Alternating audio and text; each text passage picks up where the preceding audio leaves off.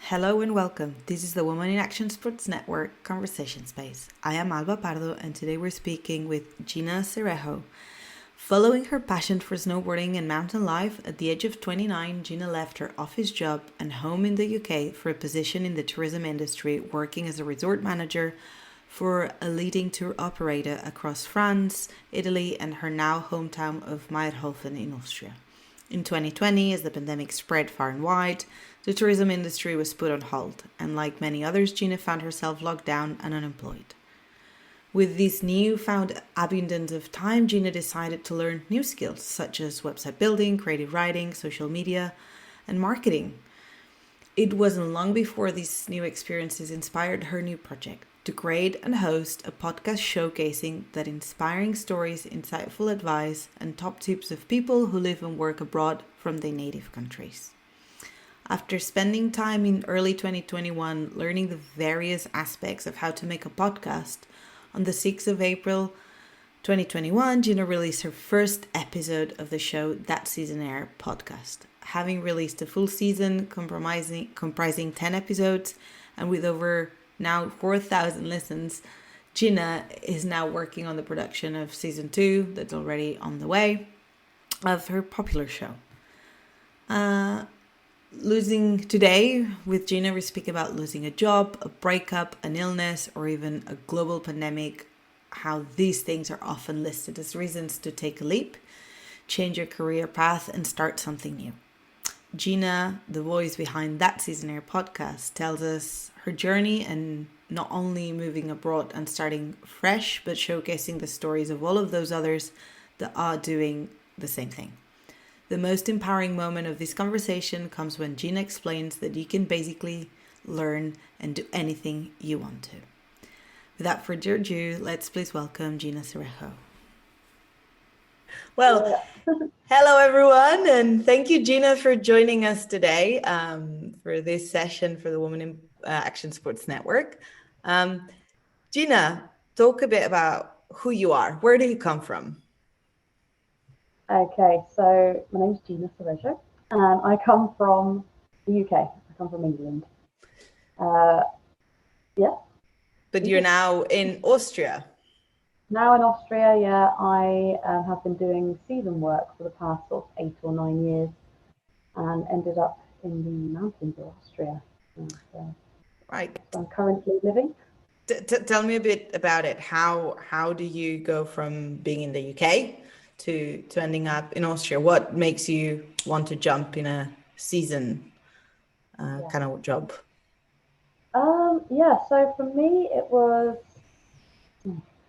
quite a lot of factors went into it, to be honest.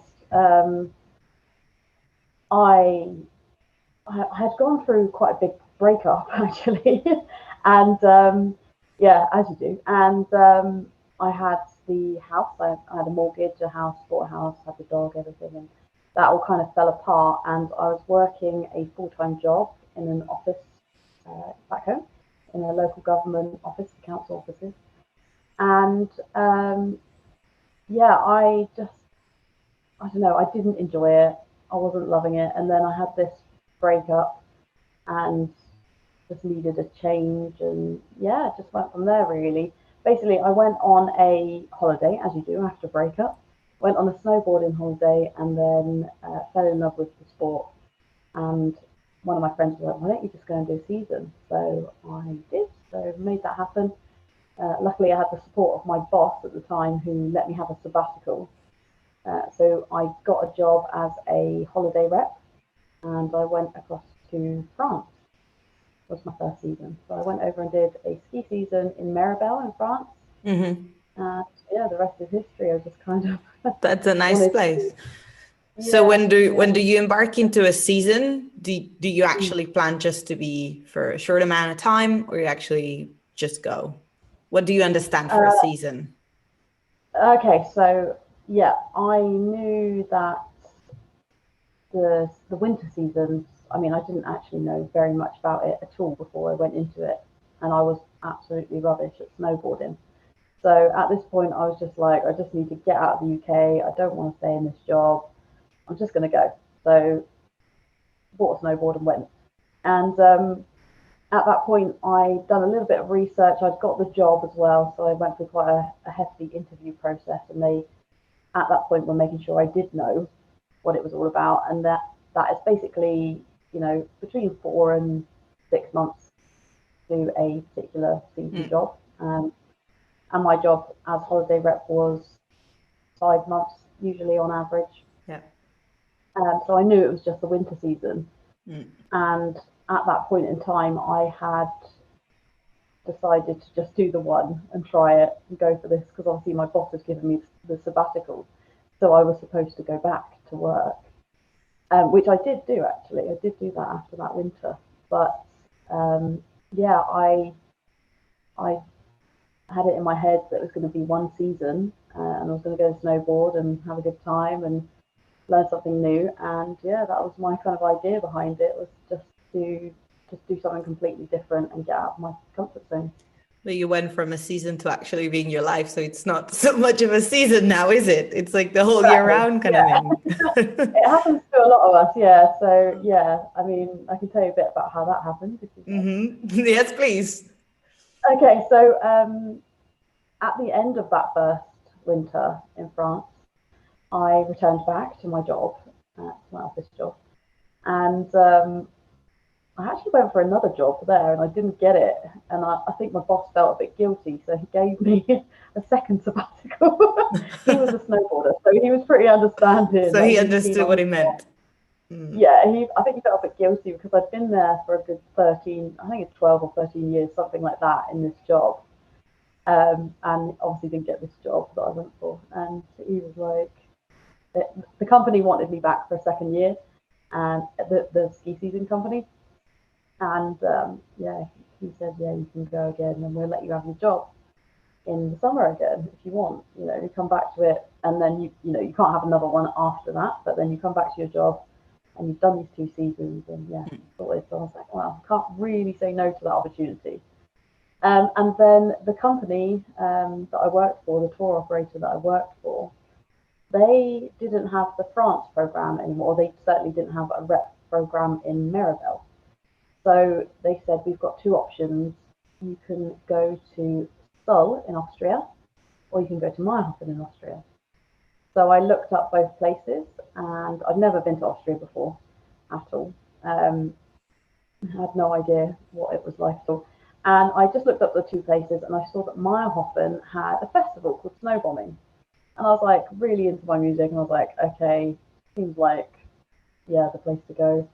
And that was it. I just came to Mayrhofen, and yeah, pretty much been here every winter ever since. I then went on to do summer season work after. So the third, obviously, so I went back to my job in the UK, in the office, and then the opportunity came up that winter to do another season for the same company. They wanted me to come back to Mayrhofen, and I wanted to do it, but I knew that I wouldn't be able to have another sabbatical. So I just made that happen. Well, I just quit my job in the end. I said no about 3 times to the company, and they were like, "You sure? Last chance?" And yeah, I was just like, life's too short for this, I'm going. So I quit my job. Came out to Mayrhofen again, and then in the summer of that, after that winter, the tour operator offered me a position as a summer rep in Lake Garda in Italy. Nice. So that was a whole new experience altogether. Yeah. So you've been changing from winter season to summer season. You've been exactly. actually having winter, summer. Is it still the case, or you're now in Austria permanently? It is, well, because of COVID, it's all been a bit up and down, really. So we don't really know what's happening with tourism. I am currently on furlough, actually, from the company that I work for. It's top, like they're an Irish tour operator, actually. Right. And they put me on furlough because last summer I was due to go back to Lake Garda again in Italy, but it obviously didn't happen because of the pandemic. Yeah, it's all a bit mixed up. Yeah, so at the moment I'm just waiting it out to see what happens, and if they want me to go to to Garda, then I can Mm. still do that. It just depends on the whole Yeah, the COVID. travel and Mm. everything that goes on, because I actually do really enjoy that job. Ah, It's really cool. It's really nice to have the, to be able to do summers and winters. yeah, that's I wanted to go back there to the season kind of lifestyle. Mm-hmm.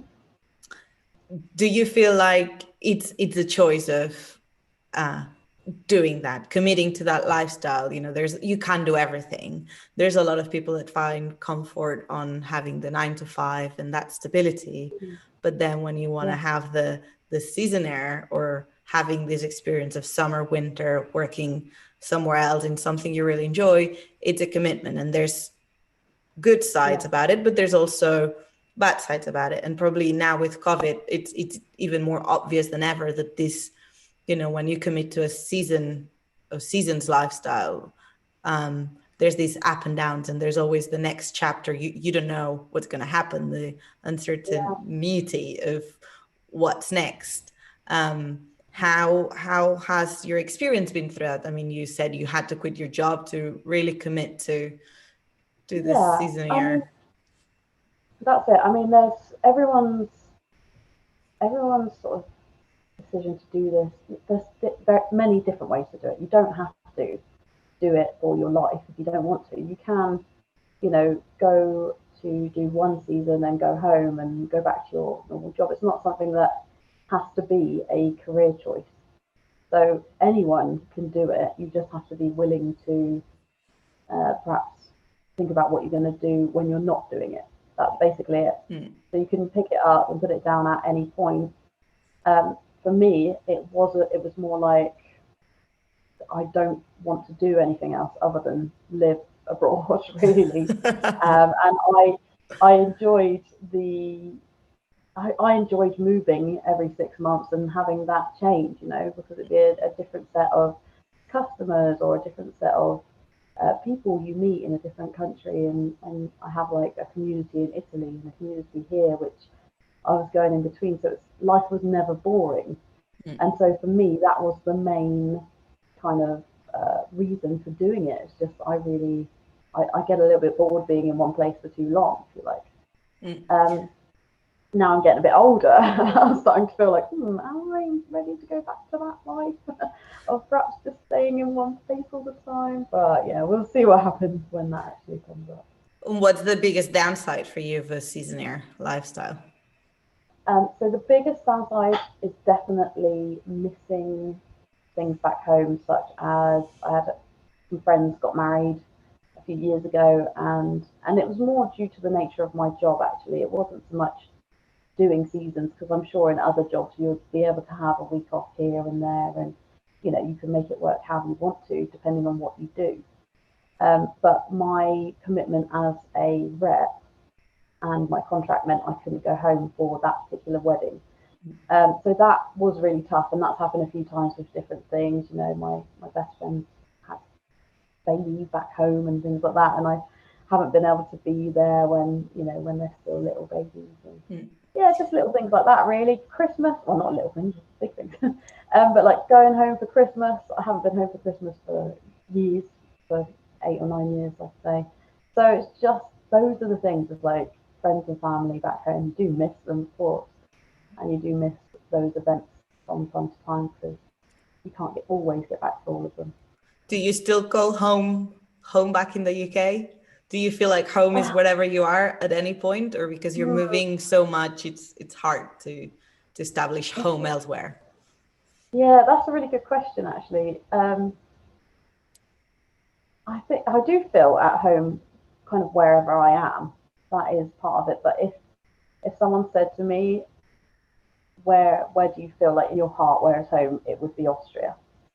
I can't tell you why. it just is. Like here in Mayrhofen, it feels like a real family unit of friends, and I just love the mountains. Yeah, love the lifestyle here.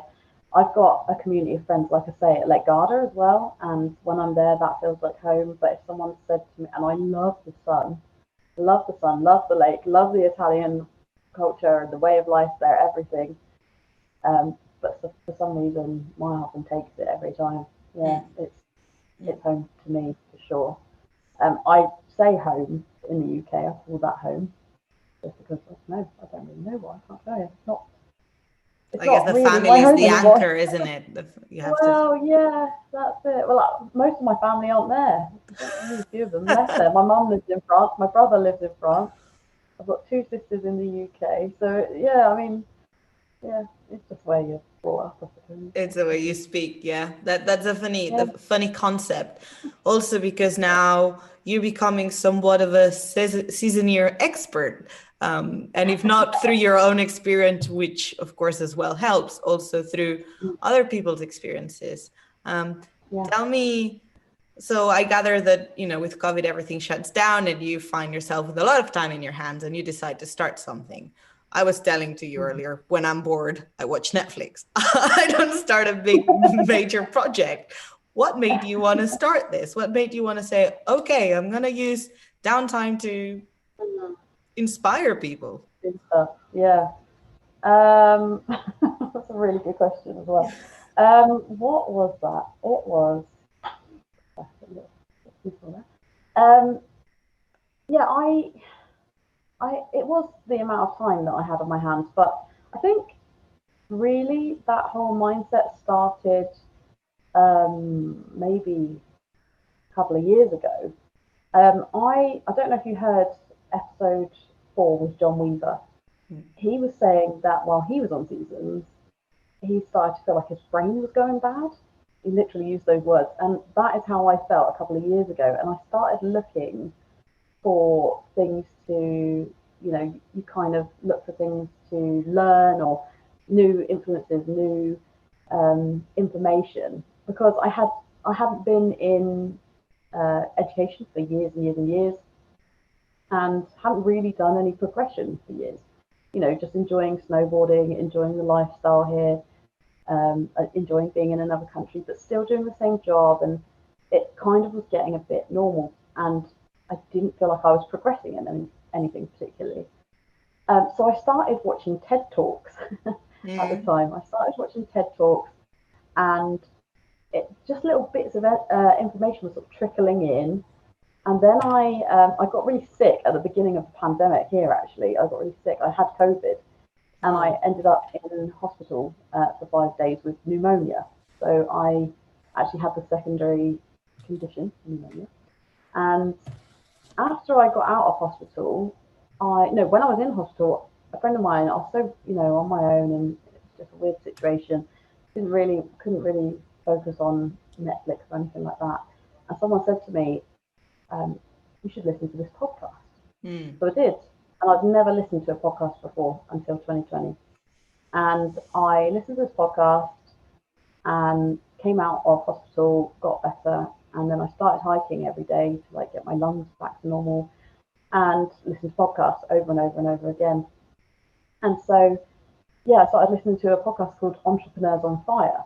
Oh. And on there was all these guests who were really successful entrepreneurs, and it just all went into my brain as I'm hiking along. And then during that year, I just started having way more motivation, and I was surrounded by a group of friends who I actually moved in with, friends from here who I just knew through season work over the years. I moved in with them, and they were really positive influences and really positive people. And so they encouraged me to start a blog. So I did. I started a blog. It wasn't particularly a successful venture, but it was something that I had to learn. And so from there, it just kind of spiraled into something else. I got this love for podcasts, and I just kept listening to them. And one day I just sat in the kitchen with them after having done the blog, and I just went, I'm going to make a podcast. And they were like, yeah, do it. I was like, all right. So as I had done with the blog, I went online, researched it all, and it was a lot easier to do that with the pandemic happening and having so much time, of course, and with the pandemic being the only thing in the news at that point. Yeah, there wasn't much coming in from the outside world to kind of take my mind elsewhere. So I was super focused, and I was just like, I'm just going to do it and figure it out and then see if it works. And yeah, so I just got on YouTube Was your and started blog doing already on the videos. same sort of topics that you're tackling on the podcast, or was it completely No, different? it's completely different. It was about sort of life and um, just things that kind of come up in my head. Okay. There was a post about vegans Hmm. and about how people always give vegans a hard time. I'm not a vegan, but I just had a little rant about it on my blog. There was a post about there was a post about how I turned the telly off one day and started doing work and started working, getting pushing forward and progressing myself in the pandemic. There's one about heartache and things like that. So it was more of a, I don't know, agony aunt type thing. I don't really know what it was, but I just felt the need to start writing and being creative, and it just happened. So I did that, and that led on to, and obviously with that, I learned some skills that have gone into this because I was learning about social media and marketing a bit and things like that. So trying to market that. Learned skills on Canva and programs like that for like the visual side of things. So yeah, it just progressed from there really, and then I was surrounded by really positive, encouraging people, and one thing led to another, and bought some gear and set it up and started going. I feel like a lot of us have through this 2020, if we weren't really adept to podcasting or to listening to some podcasts, a lot of us have um, started that just because that loneliness and that sort of seclusion, aside from Yeah, people. And yes, you watch Netflix, you watch the news, but you kind of get tired of it. So podcasting has been yeah, a really powerful connection, and then things like Clubhouse come up and now Beams, and yeah, it's sort of this conversation happening that I think yeah, it's kept us connected somehow, and our brains active a little bit. So I yeah. think that kind of makes sense. And before we get into the topics of what you actually and your guests and who you talk to and what you've actually learned, what Mm, other things, we all know what a podcast is and we've all heard about it. Uh, yeah. but I feel like it's one of those things that a lot of prep goes into it and you don't see it. So what are the things that we don't know about that go into Mm, podcasting that you've had to learn the hard way? yeah, yeah.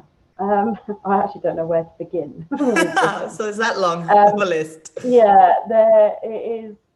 I mean, for me, I've never done anything like this before, so it was a learning curve. The only thing that I can say is relatively close was the blogging, and that's because I had to make a website and do the visual side of things, creating posts and things like that. So similarly to that, well, that's pretty much the only similarity. But so yeah, straight from scratch, it was really intimidating. But I just got on YouTube and carried it on and did as many tutorials and things like that. But the things that you don't really see are things like editing. I edit my podcast. You can do a podcast without editing it.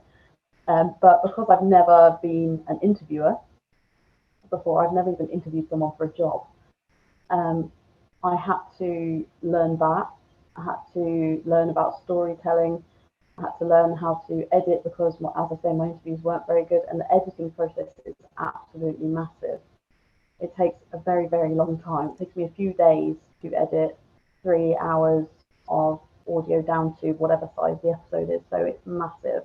Wow. And of course, with that came, I had to learn about the actual audio software and things like that, and the Mm. equipment and all this stuff. So, yeah, I mean, there's so much that goes into it, and then obviously you've got to market it and try and figure out how to get people to listen to it because it's brand new. Figure out how to get it on Spotify and how to, yeah, all these things. There's so much that goes into it. That's why it's every 2 weeks and not every week. It's because, or every day, because I wouldn't be able to do it Huh. because it's just me. I mean, one day, hopefully, it'll be a bit more frequent. But yeah, there's a lot that goes into it behind the scenes for sure. Can you make any money out of making a podcast? I mean, I'm not at the moment, but that is the goal. um, yeah, you can make money out of podcasting for sure. That is the plan for the future. You can do things like get affiliates on board, which I hope to at some point, sponsorships, people or businesses pay for sponsorship for the podcast depending on how many listens you have. And there's all sorts of ways to monetize it, but like I say, because I'm so new at the moment, I'm just trying to figure that out. That is the goal at some point, to be able to actually have it as my full-time job, and live off that income. But we'll see what happens. Hopefully enough people will listen to it and building that audience. So for what you're saying, there's the technical side of things, there's the storytelling kind of things, there's the marketing side of things, and there's also then the production and the actual doing. What aspect of all of them has been your strongest, or the one that surprises you the most, that like, oh, I don't even know how to begin, and then being a natural at it? And what's been the hardest for you?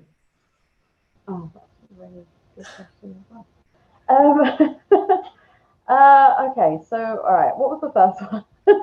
So what surprised me that I was... So what's your strongest suit that you think, oh, well, I had to learn about storytelling, or I had to learn about how to speak on a microphone, or how to approach people? What's been the most, what you've enjoyed the most out of it, maybe? What I enjoy the most is actually the interview process is fun. I find it really challenging, actually. I find interviewing people absolutely challenging. So well done, you. Great job. But that's really challenging. But actually telling their story and drawing that information out of them, I really enjoy that. And I enjoy the finished product of the podcast. So once I've when I'm editing, even the editing process can be a bit laborious, to be honest. It takes a long time. You've got to have a lot of patience. But at the end, it's very, very rewarding, because you can see clearly a path of like where someone's come from and how that can help someone who's listening. So that's what I think is, it's just like it just comes out of nowhere in the end, and you spent all this time on it. It's like, it's really quite magical to me. Yeah.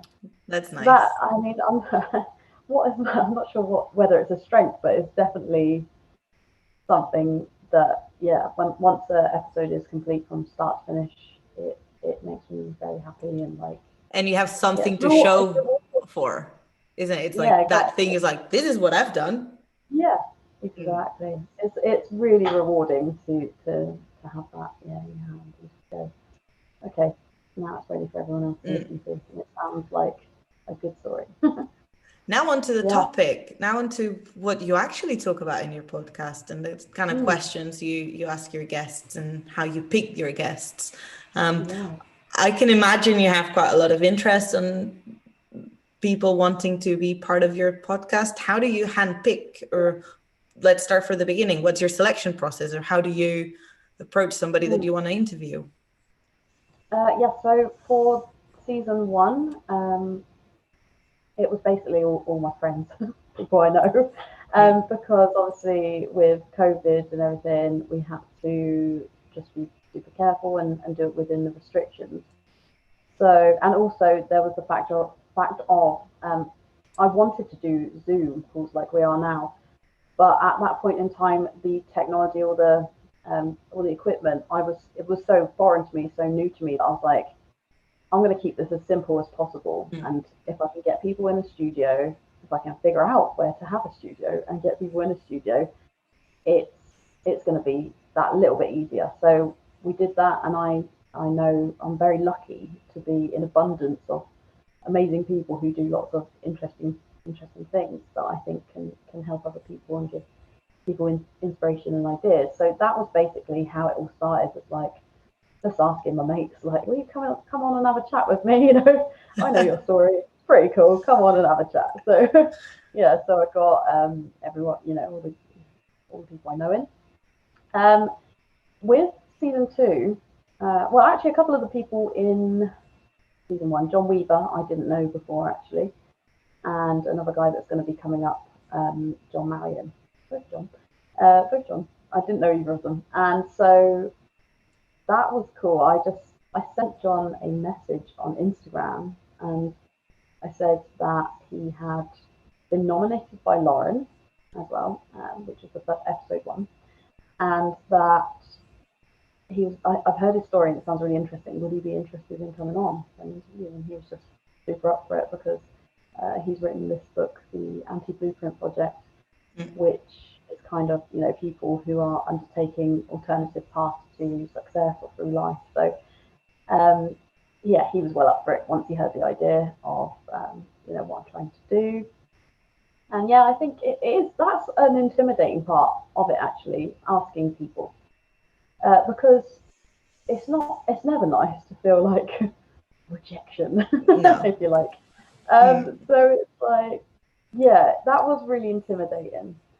But since putting out the episode, people are listening to it and asking to come on. So, people are listening to it, seeing what I'm doing, and think, okay, yeah, I think I can contribute to that and do some good for people. And so, yeah, and also I've got everyone that comes on, they have to nominate a couple of people That's to come fun. on. Yeah, so I ask everyone, is there someone that you would like to hear from? And then like, yeah, nominate this. So that helps that process a bit to get it rolling, because the continuity, I think, it's a hard one to achieve. And so talk to me about what you've learned so far. What are your biggest takeaways from the experiences of the people you talk to? So probably the biggest, almost consistent takeaway from everyone so far is that every single person I've interviewed at some point or another took a risk. They all took a risk in one way or another to do further themselves or do seasons or whatever it is. And yeah, that is something that I think is so important as well. I remember when I was a kid, I heard a lot, it's better to be safe than sorry. And in some respects it is, there's a lot of times when you should be safe. However, when it's to do with furthering yourself, I don't agree with that at all. So after listening to all these people, it kind of confirmed that in my mind as well. It's like, wow, like these people took a bet on themselves and it paid off. Imagine if they hadn't. And that comes up a lot. It's like, what would you be doing now if you weren't doing this? It's like, really don't know. So it's taking the risks and taking a bet on yourself and, not being safe when it comes to what you want to do, dream big and go for it. So, yeah, wow. Start. Yeah. And all of that from people that do seasons, because that's a bit of the main sort of subject, isn't it? And you choose people that no, that's all right. We're going back to it. So you pick people that do seasons, or that they've had that seasonal lifestyle at some point, and go by it. That's it. It's so it started as seasonaires, so people who go live and work abroad to do season work specifically, but there will be people who are workaways who do that as well, and people who have made the jump to live and work abroad, not just seasonally. So there's going to be a few different people, but predominantly people who've gone and done season work, and then it's taken them to other paths, basically. How is that helping you to talking to all these amazing people? How do you think that's helping you personally? Are you taking their stories internally and sort of using them to progress yourself, or your goal is to inspire others to do same things, or a bit of both? Yeah, a bit of both, really. The goal originally was to inspire others. So the podcast, I made this podcast for anyone who was in a situation like me when I was in my office job and bored and staring out of the grey window and wanting to do something different. So I was kind of like thinking of my former life and thinking, if there's anyone out there who's listening, it might inspire them to go and do a season or to follow their dreams in some way, just go for it, start things, go for things. But also it's for seasonaires, and one of the biggest takeaways from it has been other people, other seasonaires messaging me and saying, "Oh, the podcast is great, and it's really got me like pumped for when the borders open and I can go elsewhere and we can continue doing these things." And yeah, it's really sometimes in this when you're in this position as a seasonaire, you do feel a little bit um, like there's that societal pressure always kind of, you never think, oh, maybe I should go home and things like, maybe I should be going back to a 9 to 5 in the UK and things like that. And I've had people coming to me and messaging me and saying, yeah, it's kind of validated my decision to do that. And really listening to these other people, I can relate to them, and it's made me see how much I've learned and the opportunities I've had from doing that, and that I know now that I made the right decision to leave my home and leave that job and things like that. So that was that's a massive So the thing. response is personally, for me personally, it's amazing that I get to speak to people like Maria Kuzma, the snowboarder. She's a friend of mine anyway, but her podcast with me was one of the most inspiring ones I've had, because she said so many things about what you tell yourself, what your ego tells you, and things like that about you're not good enough to do this, or you're not she was like, yeah, you should observe it and see what that is telling you. And she was like, that's just not true. All those things that you tell yourself, they're not true. And from her saying that, it's changed so much for me. It's just like, yeah, why do I listen to them? So what's the response been in general? Is it been of this support of like, oh, we needed something like this podcast to validate our lifestyle, to validate our decisions? Are they demanding more? Is that feedback affecting the way you're shifting towards creating new content or new interviews or new stories to showcasing them?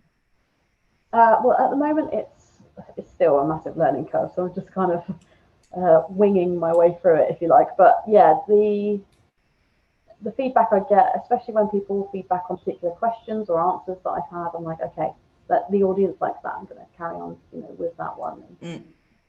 But yeah, it will. I mean, there's only 5 episodes out at the moment. I think 6 is coming out tomorrow. So it's really early days to know really what the audience likes and dislikes and things like that. But that is something I'm going to be bringing out in the future, especially on social media, on Instagram and Facebook, is trying to get more interaction from the audience to figure out if there is any other directions they want me to go with it. So at the moment, as it's early days, it's hard to tell, but the response so far has been absolutely amazing. Everyone who writes to me, it's always positive feedback, and just it's been incredible, really. Wow, congratulations. It's really well made. And one of the questions that came to mind at first was like, has she done any training on how to speak, or she just got that sweet voice that just captivates you to listen through the whole thing? Thank you. No, but it's true. It's like you first listen to it, it's like she must have done some training, because when I'm on a call or a Zoom call or a phone interview, I sound like a complete lunatic. So no, you don't.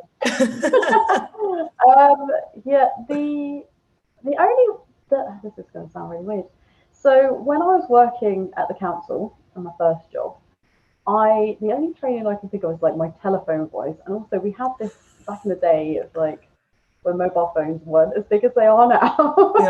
Yep. We had a CB radio where we'd contact. I worked in the waste services department and the street cleaning department, so the general public would phone me up and complain about a bin that needed emptying in a park or something like that. And so I'd have to get on this CB two-way radio and talk to the drivers through the radio. That's really the only time. So I was very aware that everyone who had a radio in their cab could hear me. And I think from there, and I can remember being absolutely petrified of using this, because all these all these guys could hear you, and they'd just like make little comments back, and it was just mortifying. But you get over it, you know, you just go for it and get over it. But so I had that, and I think that was my first ever experience of talking in front of people. And then when I was a holiday rep slash resort manager, I had to do welcome meetings, and you know, like the microphone on the bus stuff. Oh. Spain, over there, Spain, all that stuff on the microphone. And yeah, so that, I guess that kind of helped in a way, because I was just like used to talking in front of people, talking through a microphone and kind of having to hear my own voice. So yeah, like now when I'm editing and things like that, I don't even really hear my voice at all. Because that's one of the things to get over with, is hearing your own voice. Yeah, interesting. sure. Yeah. How little things in the past, non-related whatsoever, can help you so much into something you do in the future. So you were saying, you know, you've only done a few episodes, but the feedback's been great, and you have all these plans. Where do you see yourself and the podcast in a year and in 5? Like, do you think you're ever going to be ready to make the leap that you were talking about before, that risk of just doing that? Would you like to do just that, or a form of it? Yeah. So my ultimate dream, I guess, with this is when I started the podcast, I didn't know what I wanted to do a podcast about. Actually, it was never like I want to talk about seasonaires. But I actually didn't even want to be a host. I wanted to be a producer. I was like, okay, I want to make a podcast, but I don't want to host it.